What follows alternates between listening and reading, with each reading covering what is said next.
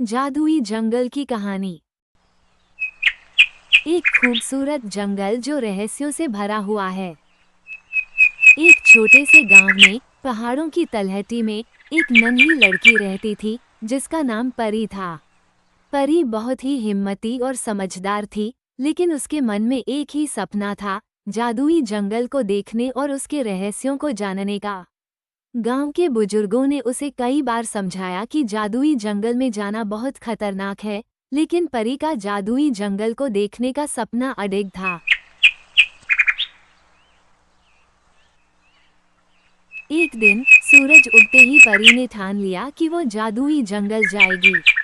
वो अपनी छोटी सी पोटली में कुछ रोटियां और पानी लेकर निकल पड़ी। रास्ता कठिन था, लेकिन परी का हौसला उससे भी मजबूत था। उसने पत्थरों और कांटों भरे रास्तों को पार किया और आखिरकार जादुई जंगल के दरवाजे पर पहुंच गई।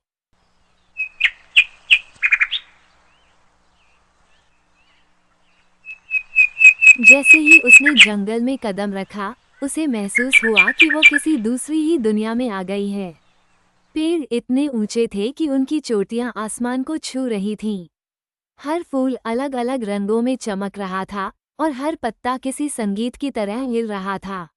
अचानक परी के सामने एक सुंदर हिरन आ खड़ा हुआ, जिसकी आंखें मानो मोती जैसी चमक रही थीं। परी उस जादुई जंगल का नजारा देख बेहद खुश हुई और आश्चर्यचकित होकर इधर-उधर में घूम रही थी, जैसे मानो भूल ही गई हो कि वो जंगल में है या कहीं और। अचानक परी के सामने एक सुंदर हिरन आ खड़ा हुआ, जिसकी आंखें मानो मोती जैसी चमक रही थीं। तुम कौन हो, छोटी बच्ची?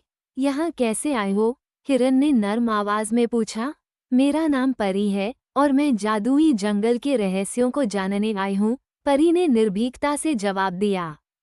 हिरन ने मुस्कुराते हुए कहा, जादुई जंगल के रहस्यों को वही जान सकता है जो दिल से सच्चा हो और जिसका इरादा नेक हो।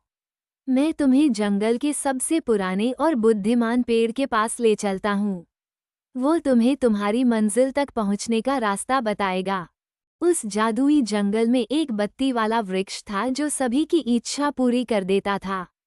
हिरन के साथ चलते चलते जंगल का नजारा देखकर बेहद खुश हो रही थी और आश्चर्यचकित होकर इधर-उधर देख रही थी।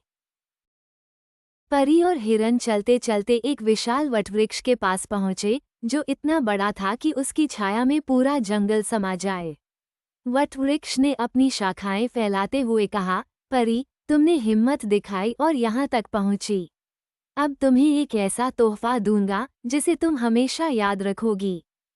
बत्ती को लेकर परी ने विनम्रता से वटवृक्ष का धन्यवाद किया और हिरन के साथ जंगल की और गहराइयों में चली गई। वो जहाँ जहाँ जाती, जादुई बत्ती सी उसकी मदद करती। उसने जंगल के कई रहस्यों को समझा, पेड़ों से बातें की, पक्षियों के गीत सुने और नदी की जलधारा की कहानियां सुनी।